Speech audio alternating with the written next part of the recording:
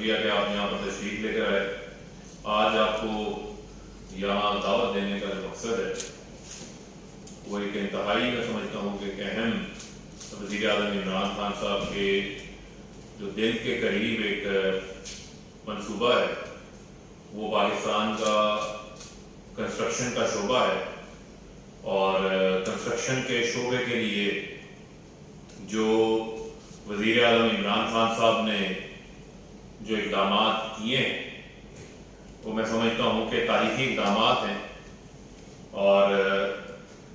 94 سے زائد اس شعبے کو چلانے کے حوالے سے میٹنگز کی گئی, جس میں سے 48 MCC کی میٹنگ جو کہ ہاؤسنگ کے اوپر, کنسٹرکشن سیکٹر کے اوپر ان کی صدارت وزیر اعظم عمران خان صاحب نے خود کی.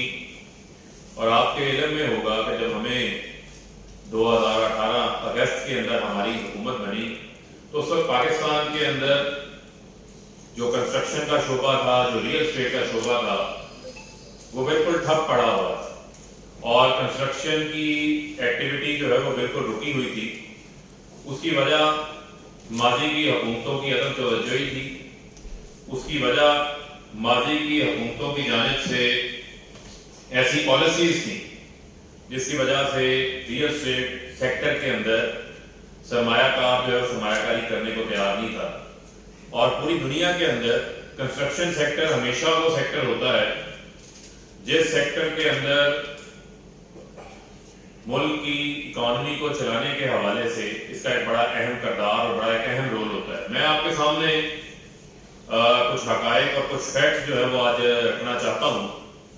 یہ وزیر اعظم عمران خان صاحب کی خاص توجہ سے, ان کی خاص دلچسپی سے پچھلے تقریباً 15 ماہ کے اندر جو ہمارا اپریل 2020 سے آپ کے علم میں ہوگا کہ کووڈ کے دوران وزیر اعظم صاحب نے کنسٹرکشن سیکٹر کو چلانے کی بات کی تھی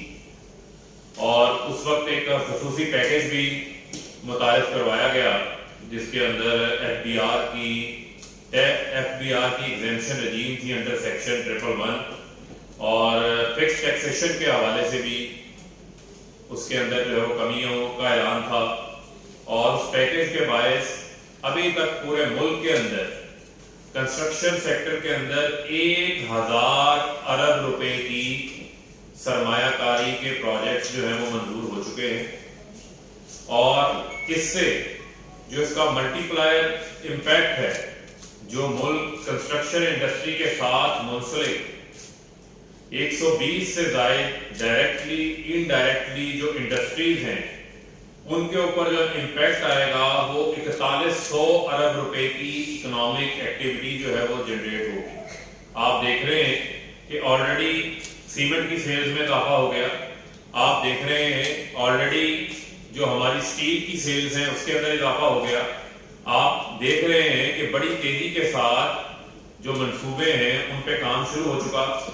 اور اس کے ساتھ ساتھ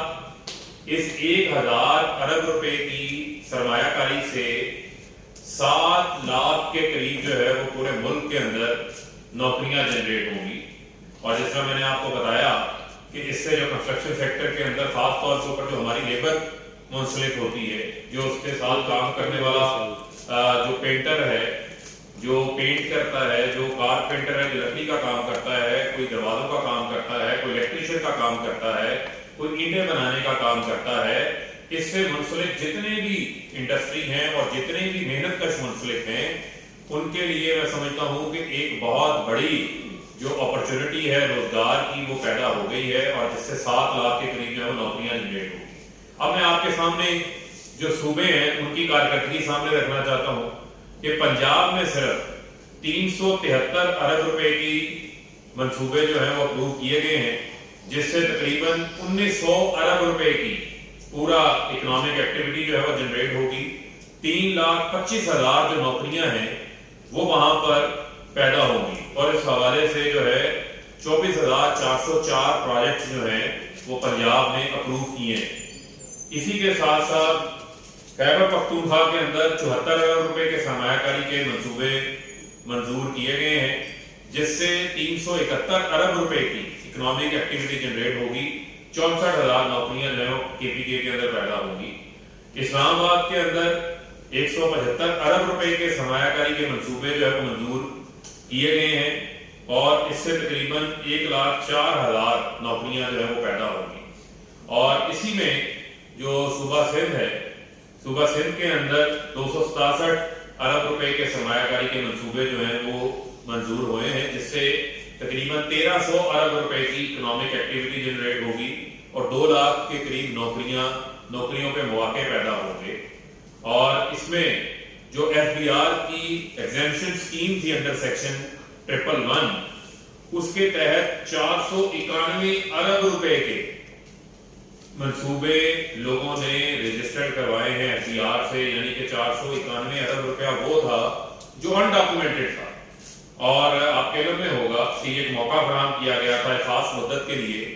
कि जो रियल एस्टेट में कंस्ट्रक्शन सेक्टर के अंदर आकर अपना पैसा लगाएगा उससे उस पैसे का सोर्स नहीं पूछा जाएगा। और आपके ये भी इल्म में है कि हमारी इकोनॉमी का एक बहुत बड़ा हिस्सा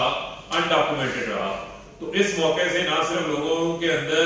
ये एतमाद पैदा हुआ कि वो सरमायाकारी करें आके, उससे इकोनॉमिक एक्टिविटी भी जनरेट होगी, बल्कि हमारी जो इकोनॉमी है उसको भी डॉक्यूमेंट करने का हमें मौका जो है वो फराहम किया गया। यहाँ पर जो सिंध हुकूमत है उनकी जानिब से मैं समझता हूँ कि जो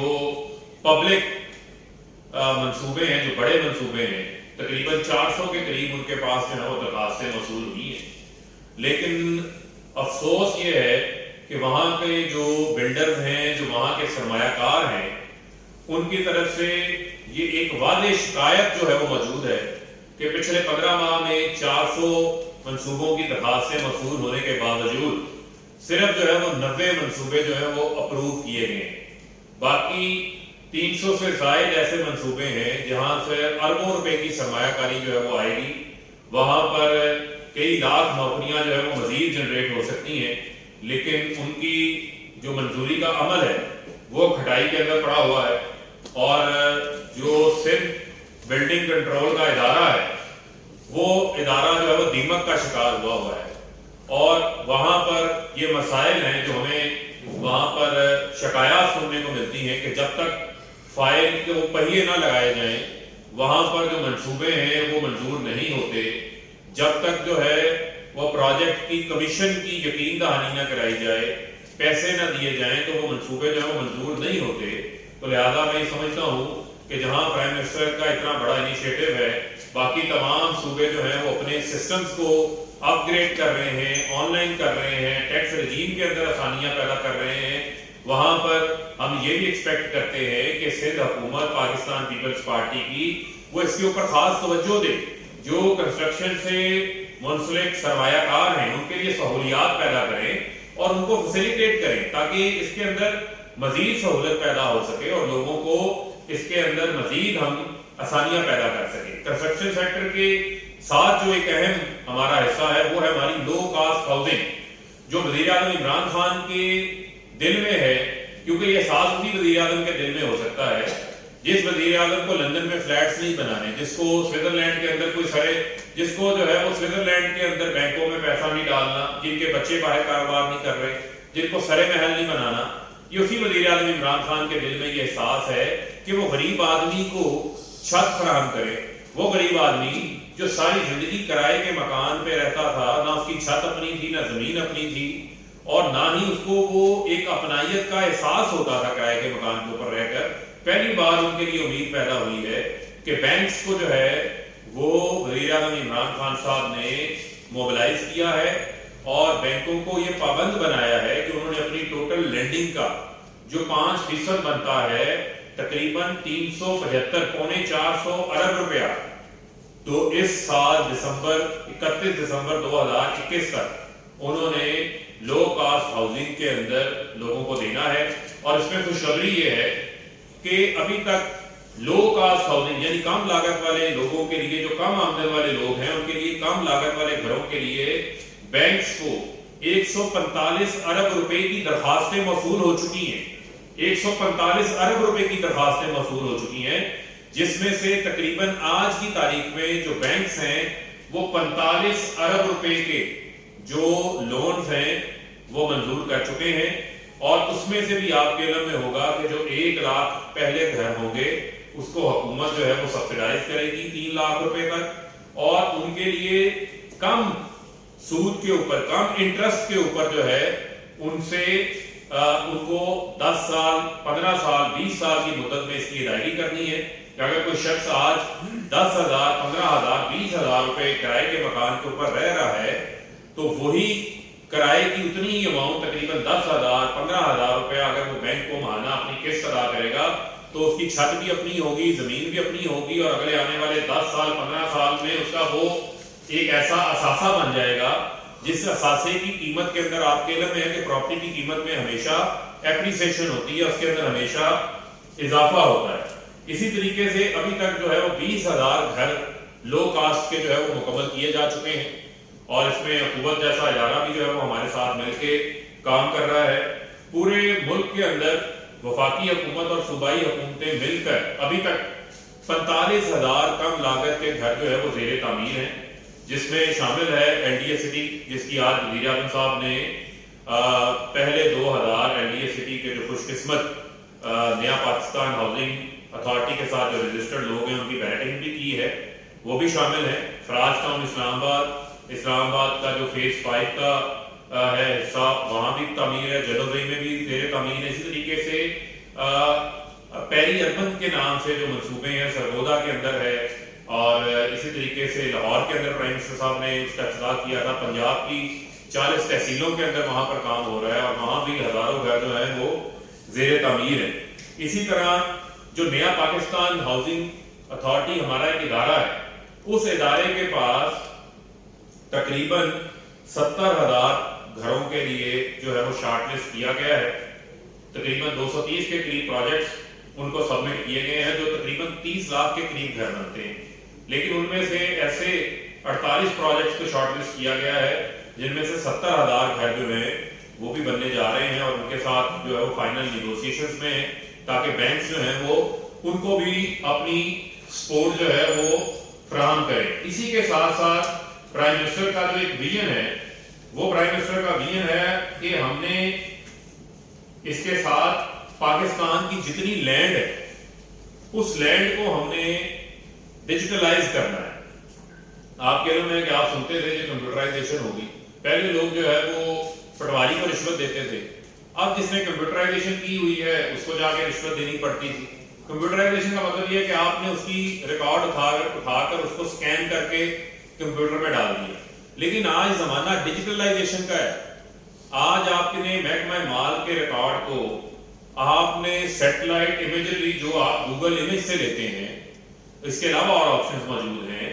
اس کے علاوہ آپ فیلڈ سرویز کے ذریعے ہم نے اپنی لینڈ کو ڈیجیٹلائزیشن کی طرف لے کے جانا ہے، اور یہ ایک اور وزیر اعظم عمران خان کا ایک انقلابی اقدام ہے، ریفارمز ہیں جو وہ سیکٹر کے اندر لے کر جا رہے ہیں، تاکہ کیونکہ سب سے پہلے کسی بیوہ کے مکان پہ قبضہ ہو جاتا ہے، یا اس کی پلاٹ کے اوپر قبضہ ہو جاتا ہے، یا اوورسیز کے پلاٹ کے اوپر جو ہے وہ قبضہ ہو جاتا ہے، یتیموں کے پلاٹوں کے اوپر قبضہ ہو جاتا ہے، ان کی پراپرٹیوں کے اوپر قبضے ہو جاتے ہیں، ان کے ریکارڈ نہیں وہاں پر جو ہے وہ مہیا کیے جاتے ہیں۔ محکمہ مال کے اندر بے شمار جو ہے وہ پرابلمز ہیں، تو وزیر اعظم عمران خان صاحب نے سروے آف پاکستان کے کو یہ ذمہ داری دی ہے، اور جو سروے جنرل آف پاکستان ہیں وہ اس کے اوپر کام کر رہے ہیں، اور انہوں نے ان کو ٹائم لائنز بھی دی ہیں، اور ابھی تک پہلے فیز کے اندر 3 بڑے شہروں کو فوکس کیا گیا ہے، جس میں کراچی سٹی شامل ہے، جس کا ایریا 2500 اسکوائر کلومیٹر کے قریب ہے۔ 50% کراچی کا جو کام ہے وہ ڈیجیٹلائزیشن مکمل ہو چکی ہے، لیکن یہاں پھر وہی پرابلم ہے، کیونکہ خود چائنا کٹنگ میں ملوث ہیں، خود نالے بیچ کے کھا گئے ہیں، خود جو ہے وہ قبضے کیے ہوئے ہیں، وہاں پر محکمہ مال کا ریکارڈ جو ہے وہ سروے آف پاکستان کو فراہم نہیں کیا جا رہا۔ اسی طریقے سے جو اسٹیٹ لینڈ ہے، اسٹیٹ لینڈ کے اوپر مالے مفت دینے کے رحم بنے ہوئے ہیں۔ یہ میں آپ کو فرق بتانا چاہ رہا ہوں کہ باقی صوبوں میں جہاں پر ہماری حکومت ہے وہاں پر پورا تعاون کیا جا رہا ہے، چاہے وہ پنجاب ہو، خیبر پختونخوا ہو، اسلام آباد ہو، باقی جہاں پر ہمارے اتحادی صوبے ہیں، لیکن جہاں ہماری حکومت نہیں ہے وہاں پر ایک ایسا مافیا ملوث ہے جن کے ہاں جو ہے کرپشن ایک بنیاد ایسی پڑی ہوئی ہے جو نیچے تک سرایت کر چکی ہے، اور اس کی آئے روز کرپشن کی غلط کہانی آپ سنتے رہتے ہیں۔ वहां पर ना तो स्टेट लैंड का रिकॉर्ड फराहम किया जा रहा है जिसको डिजिटलाइज किया जा सके, और ना ही महकमा माल की तरफ से रिकॉर्ड फराहम किया जा रहा है। और कराची के अंदर जो पुराना रिकॉर्ड है उसमें चीजें सामने आई हैं कि कराची के अंदर 25 फॉरेस्ट मौजूद थे, जो 25 फॉरेस्ट जो हैं अब उनकी नामो निशान ही मौजूद नहीं है। वहां पर सर्वे ऑफ पाकिस्तान उनको आइडेंटिफाई कर रहा है, उनको तलाश करने की कोशिश कर रहा है, लेकिन वो फॉरेस्ट नजर ही नहीं आ रहे। अब पता नहीं उस फॉरेस्ट से बिलावल हाउस की दीवारें बन चुकी हैं या वो पैसा या नलियों के जरिए जो है वो मुल्क से बाहर जा चुका है, ये मालूम करना जो है वो बाकी है। तो वहां से ये हकायक हैं, फैक्ट्स हैं जो मैं आपके सामने रख रहा हूँ, उसका ताउन हमें फराहम नहीं किया जा रहा, क्योंकि स्टेट लैंड के ऊपर हाथ इन्होंने खुद साफ किए हुए हैं। शायद यही वजह है कि उसका रिकॉर्ड जो है वो फराहम करने से ये कासर है। लाहौर शहर जिसका 900 स्क्वायर किलोमीटर का एरिया है, उसके ऊपर तकरीबन 60% डिजिटलाइजेशन का काम मुकम्मल हो चुका है। इस्लामाबाद जिसका 240 स्क्वायर किलोमीटर का एरिया है, उसके ऊपर 95% डिजिटलाइजेशन का काम हो चुका है। और पूरे मुल्क के अंदर वो सरकारी अराजी जिसको आप देख रहे हैं कि वज़ीर आज़म साहब की खुसूसी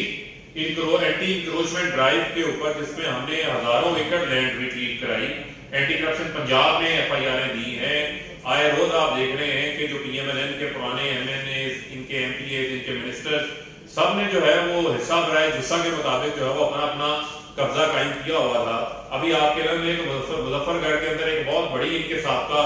जो MP है उनसे जंगलात की जगह सैकड़ों एकड़ की जो है वो खाली करवाई गई थी। वो यही वजह है कि प्राइम मिनिस्टर साहब डिजिटलाइजेशन करवा रहे हैं। 80% डिजिटलाइजेशन का जो काम है वो मुकम्मल हो चुका है, और इसके अंदर फिर रुकावट जो है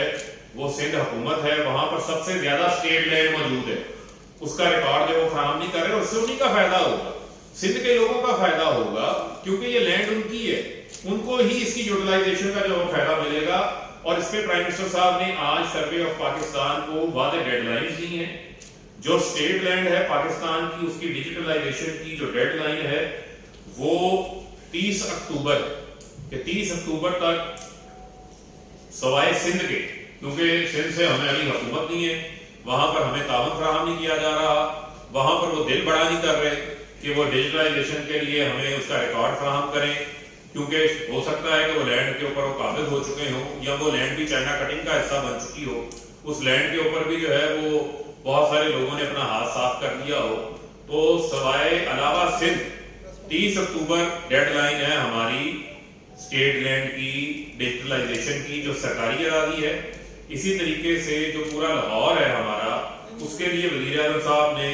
15 नवंबर की डेडलाइन दी है, जिसकी स्टेट लैंड के अलावा जिसमें प्राइवेट लैंड नहीं है, बाकी सब डिजिटलाइज हो जाएंगे। इसी तरीके से जो हमारा इस्लामाबाद है, जो CDA का 240 स्क्वायर किलोमीटर का इलाका है, उसकी डेडलाइन मुकम्मल करने की ये जो महीना शुरू हो रहा है हमारा 31 अगस्त है। तो मैं ये समझता हूँ कि इस तमाम सारे मामले के हवाले से वज़ीर आज़म इमरान खान साहब की डिटर्मिनेशन नजर आती है, उनका एक अज़म नजर आता है कि इससे वेल्थ क्रिएशन का जो कंसेप्ट लेकर आए हैं कि दौलत में इजाफा होगा, लोग एक्टिविटी करेंगे, नौकरियों के अंदर इजाफा होगा, इससे हमारी इकोनॉमिक ग्रोथ के अंदर जो है वो इजाफा होगा, हमारी जो कंस्ट्रक्शन से मुंसलिक इंडस्ट्री है वो चलेंगी, और ये जो डिजिटलाइजेशन ऑफ लैंड का जो उनका एक नाम है, जिसके ऊपर मैंने बताया कि काफी बड़ी तादाद के अंदर काम हो चुका है और आइंदा आने वाले महीनों के अंदर उनकी डेडलाइंस भी मुकर्रर कर दी गई है। इससे ना तो कोई किसी बेवा के जमीन पर कब्जा कर सकेगा, किसी यतीम का हक मार सकेगा, ना ओवरसीज पाकिस्तानियों को प्रॉब्लम होगी, और ना ही जो सरकारी लैंड के ऊपर लोग हाथ साफ कर लिया करते थे उसको माले मुफ्त दिले में रहम समझ के उसका रास्ता भी है वो हमेशा हमेशा के लिए रोका जा सके। जी सर, आपने बात की इस्लामाबाद में 95% डिजिटलाइजेशन होगी, इसके बावजूद